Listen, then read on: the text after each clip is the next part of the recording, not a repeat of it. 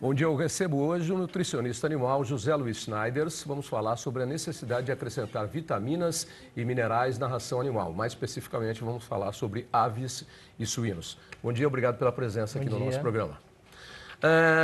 Aves e suínos dependem de uma alimentação bastante rigorosa, né, e bastante regrada por conta do período de abate que fica para o frango enquanto...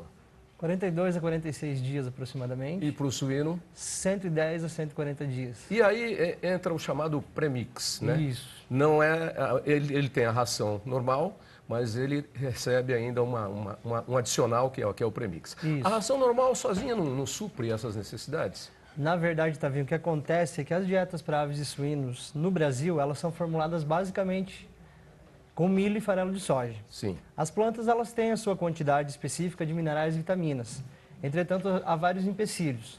Um deles é que a biodisponibilidade, ou seja, aquela vitamina ou aquele mineral que está prontamente disponível a ser absorvido pelo trato gastrointestinal do animal, pode ser muito variável. Da mesma forma, é a quantidade de vitaminas e microminerais que existem nessa planta.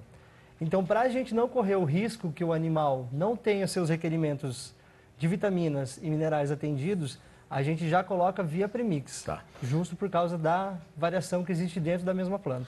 No suíno, não, porque a gente não cria suíno solto, mas o frango criado solto, ele de certa forma, no que ele cisca e pega uma formiguinha, uma aranhinha, um bichinho, uma outra plantinha, ele acaba adquirindo esse complemento de certa forma. Isso, ele consegue adquirir porque ele tem uma dieta mais diferenciada, ele acaba comendo coisas diferentes, Sim. Não somente o milho e a soja. O criado solto, né? Come a formiga, come a minhoca, que também são fontes de vitaminas e minerais. E outro quesito é que esse frango não é abatido com os 42 dias que ele é abatido comercialmente. Então ele acaba vivendo um tempo maior e ele chega num peso ao abate do que o frango industrial muito mais tardiamente. Então essa é a principal diferença. Ele consegue suprir as suas exigências, mas não consegue atender o período de abate que é preconizado. Além de ser uma carne também diferente, não é?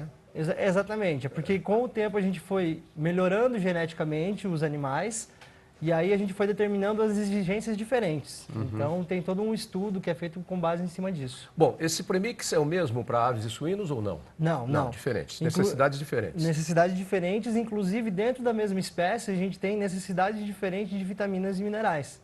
Se você está criando, por exemplo, aquela Label Rouge, ela tem necessidades diferentes se você está criando um outro frango branco, por exemplo? Isso, As genéticas têm as suas próprias necessidades. Existem compilados de informações que passam as necessidades para nós, mas o ideal é a gente sempre seguir a genética que existe de cada animal.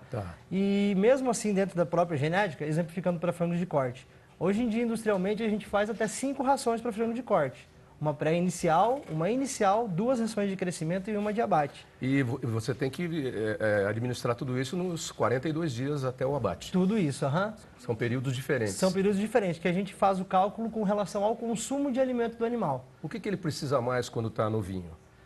Quando ele está novinho, aí a gente foge um pouquinho das vitaminas e minerais e entra mais na parte de proteína e aminoácidos. Que são outros compostos, já são macronutrientes, que devem ser adicionados nessas rações. No pintinho, quando ele é pequenininho. Isso, Depois, quando entra o premix? O premix já entra na primeira ração. Na primeira ração Isso. já entra? Entretanto, ele fica mais concentrado. O que quer dizer mais concentrado?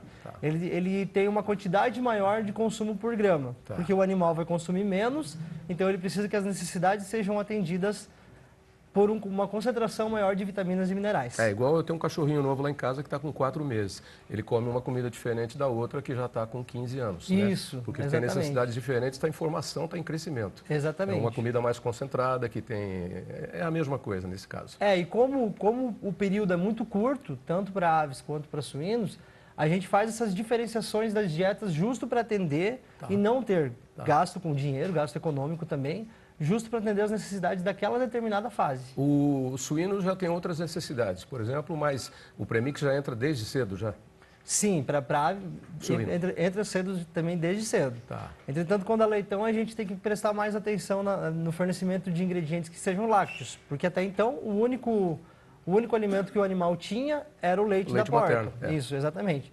Então a gente tem que gradativamente tirando esse tipo de alimentação e fornecendo, então, adaptando o animal a consumir um alimento mais sólido.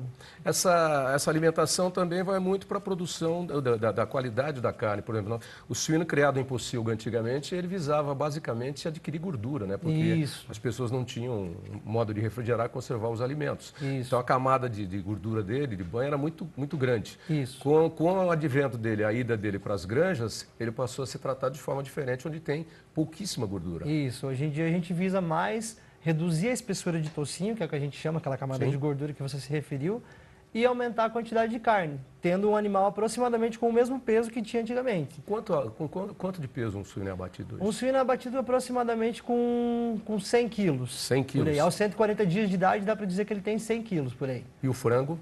O frango, 3,2 kg aos 46 dias de idade, mais ou menos. As aves de postura também recebem esse tipo de cuidado? Também. As aves de postura, todos os animais recebem o premix. Porque como a soja e o milho são muito variáveis, a gente precisa colocar sinteticamente essas fontes. Sim. Então as aves de postura recebem, aves e suínos recebem, pet recebe, gado recebe. Todo animal de produção precisa ter uma fonte variável de premix para utilizar. Para poder converter melhor, seja carne, seja leite, seja o que for, o alimento faz uma conversão melhor. Exatamente, porque além da necessidade de suprir a mantença da vida desses animais, a gente tem que pensar que esse animal ainda vai produzir.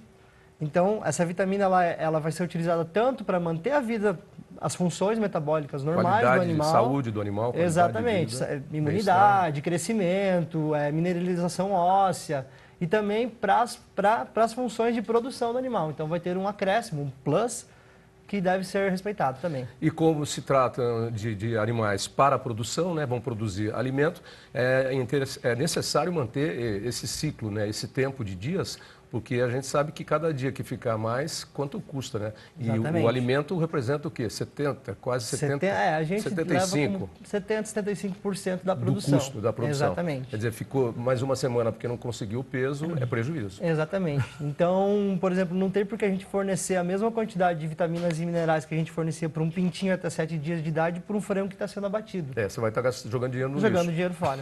Exatamente. É isso aí. Porque ele já não está em processo de crescimento mais. Isso, ele já está para deposição da carne para ele conseguir ser abatido mesmo. Legal, tá bom.